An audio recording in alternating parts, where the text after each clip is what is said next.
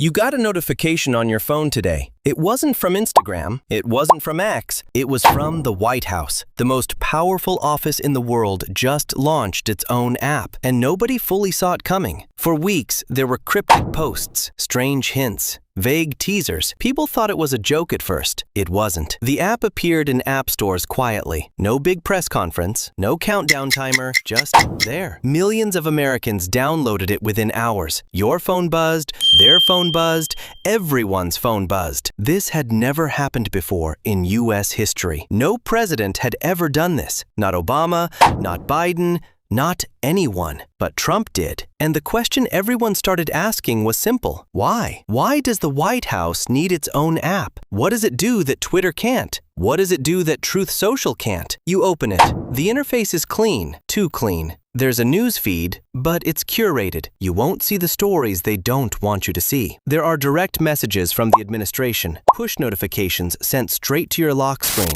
No algorithm deciding if you see it. No platform choosing to suppress it. It goes directly to you. That's the part that made people stop and stare. A direct line from the Oval Office to your pocket. No filter, no fact check, no middleman. Some people called it revolutionary. Some people called it dangerous. Both sides downloaded it anyway. Former media insiders started speaking out. This changes everything, one said, because for decades, presidents needed the press. They needed networks. They needed anchors. They needed someone else to carry their message. Not anymore. The app bypasses all of it. Every major journalist in Washington went quiet for a moment because they realized something uncomfortable. They might not be needed the same way ever again. Meanwhile, regular Americans were exploring the app. There were live streams, direct from the White House. No editing, no cuts, no commentary, just raw footage of decisions being made. People sat glued to their phones watching. It felt different. It felt personal. It felt close. Too close, some said. Privacy experts started digging. What data does this app collect? Your location, your browsing habits, your contacts? The terms of service were long, very long. Most people didn't read them. Most people never do. But those who did found something unsettling.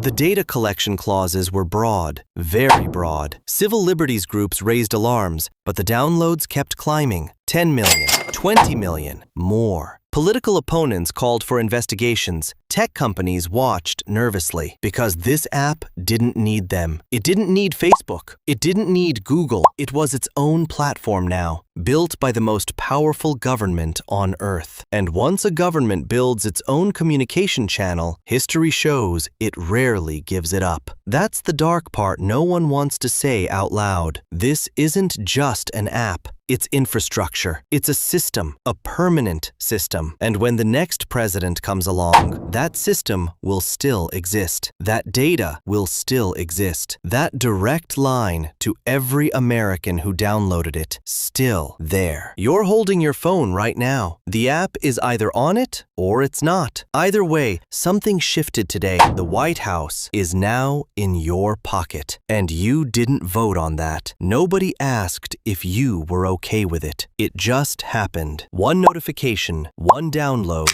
one tap. And the relationship between the government and the people changed forever.